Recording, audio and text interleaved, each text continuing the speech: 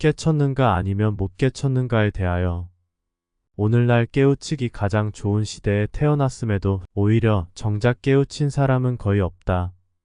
일반적으로 깨우치기 좋은 환경이란 다양한 정보를 언제 어느 때고 손쉽게 얻을 수 있어야 하며 조선시대 노예처럼 신분으로 대를 잇지 않아야 하고 경제적으로도 궁핍하여 쪼들리지 않아야 한다. 또한 문명의 발달로 인하여 따라오는 여러 가지 시스템화된 제도와 사회적 규범을 통하여 철저히 통제되거나 혼돈이 사회에 만연해져 부조리하다면 깨치기 좋은 환경이라고 할 만하다. 그러나 더 구체적으로 들여다보면 시대와 환경도 중요하지만 시대와 환경의 연계성보다는 자신이라고 하는 본체의 각성과 선택이라고 보는 것이 맞다.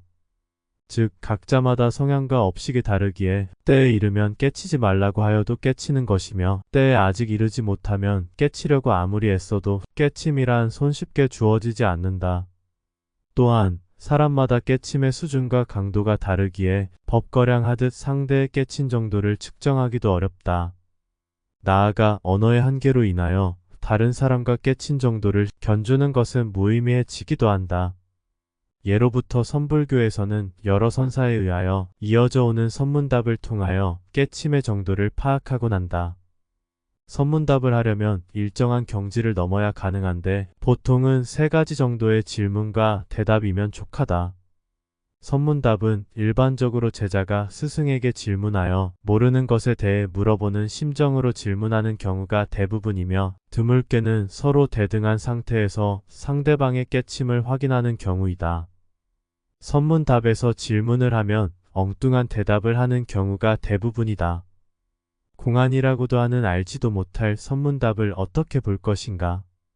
선문답은 자신만의 깨침의 경지를 드러내는 것이기에 언어와 문자에 매이지 않으며 오직 주관적이기며 객관화된 언어로는 그 의도를 파악할 수 없게 된다. 제자가 스승에게 계획에 불성이 있는가 하고 물었는데 스승은 어떤 날에는 있다고 하고 어떤 날에는 없다고 한다. 선문답에 어처구니 없는 짓을 보면 말장난으로 보이기도 한다. 그러나 스승의 있음과 없음에 대한 변덕이 중요한 것이 아니고 스승에게의 불성을 어떻게 비추어 보고 있는가가 중요하다. 즉 질문에 매이지 않고 자신이 비추어 본 세계를 말한다는 것이다. 아무리 깨치었다고 하여도 모든 만물 하나하나 모두 비추어 볼 수는 없다.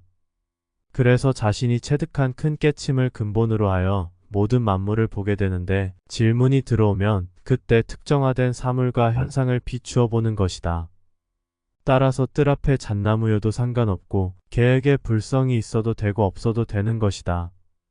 선문답이란 이렇듯 완전히 주관적 견해이지만 실제로는 이치가 실로 놀랍고 그럴듯하다.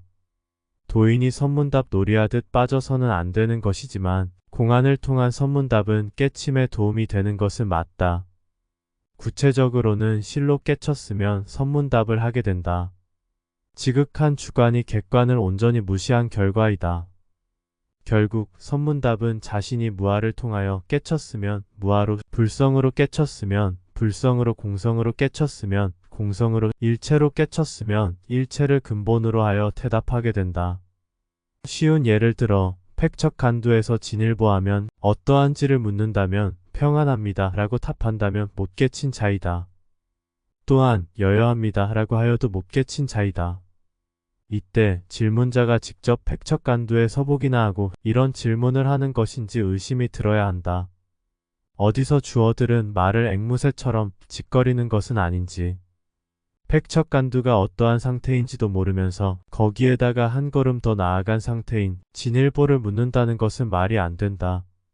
즉 질문을 받으면 즉시 평안하다고 할 것이 아니라 그대는 팩척간두에서 본 적이 있는가를 되물어야 질문자의 깨친 정도를 알아 거기에 맞는 대답을 해줄 수 있다. 팩번 양보해서 질문자가 팩척간두서 보았다고 치면 진일보하였는지도 물어보고 그 상태가 어떠한지도 되물어야 한다. 질문자가 자신의 진일보 상태를 말하고 나서야 그 후에 진일보 상태를 알려주면 되는 것이다. 질문자가 팩척간두에 서본 적이 없다면 팩척간두에 서본 자의 견해로 답하면 되고 질문자가 팩척간두에는 서보았으나 진일보하지 못하였다면 진일보한 견해로 솔직히 답해주면 된다. 그러면 팩척간두에서 한 발짝 더 나간 상태는 어떠할까? 대부분 깨친 사람들은 팩척간두에서 진일보하면 평안하고 만족스러운 것으로 착각한다. 이것은 팩척간두에 제대로 서보지 못한 것이다. 이런 선사는 가짜이며 아직 깨치지 못한 자이다. 고작 불성을 조금 안정도에 지나지 않는다. 팩척간두에 직접 서보지 못한 사람에게 나아가 진일보의 상태를 말한다는 것은 적절하지 않지만 그래도 누군가 이 길을 가는 사람을 위해서라면 밝혀보겠다. 흔들림 없는 만연한 괴로움이다. 팩척간두의 선이 괴로움이요. 진일보하니 마음은 흔들리지 않지만 괴로움은 있다.